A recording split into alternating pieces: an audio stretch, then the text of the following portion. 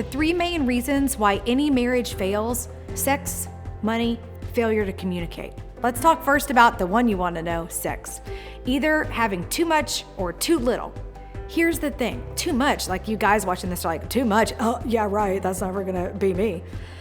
I have dealt with a surprising number of marriages that are ending because of a sex addiction.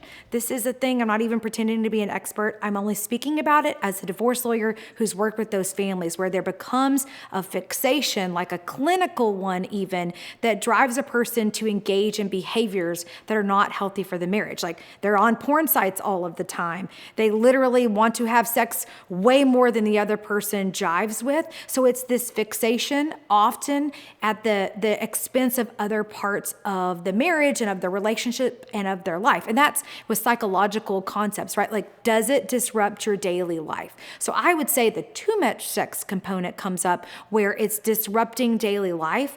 And what that also is underpinned by this misalignment between what two people want. Because if like your partner is saying like, you want sex too much, like you have this stronger desire than they do, it may just be unmatched and not aligned. Now, too little of sex is usually a symptom, in my like very humble opinion, of a bigger problem. Because we all know as adults in marriage relationships, sex is the outward expression of the inner relationship. At least that's how I think of it.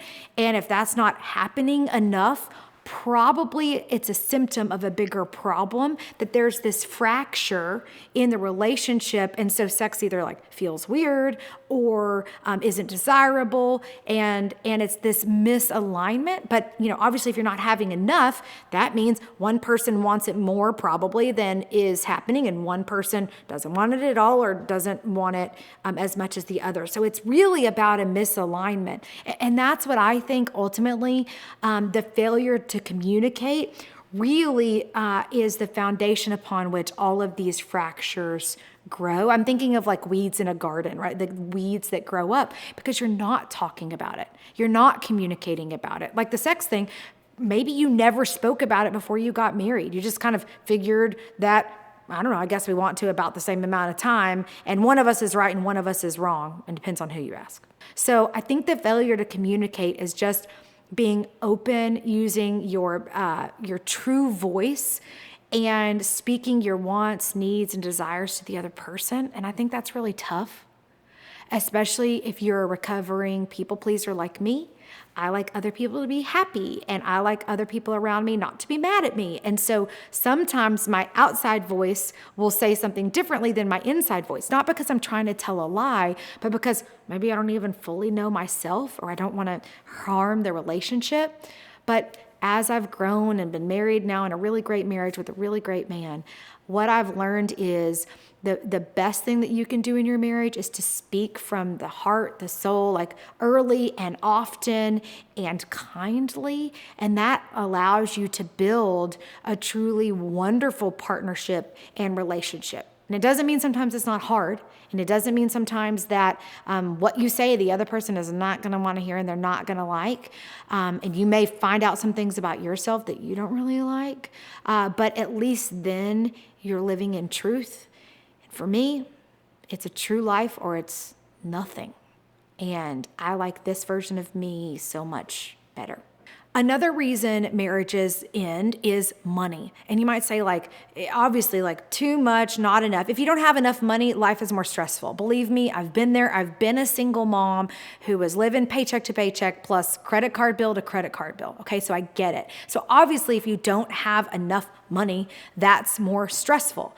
But what I'm really getting at here is yes, that stressful part, but whether you two are on the same page about how you spend money, what you spend money on, how you use money to advance your goals and purposes. Like, do you want to spend your money on experiences and vacations?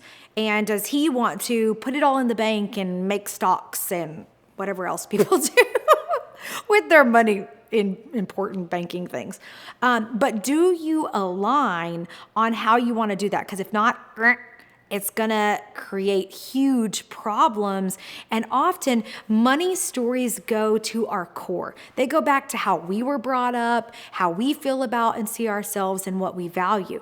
So you're getting down to these really core issues that take some nuanced communication and guidance and direction to talk about, and it's tough and it's hard, and most of us are not skilled at talking about money and getting on the same page, and we think we're right, like the way I do it, the way I feel is right, and you're wrong. But as soon as you're saying I'm right and you're wrong, your marriage is in trouble. So I think this is one of the reasons that the money can be a death knell to a relationship.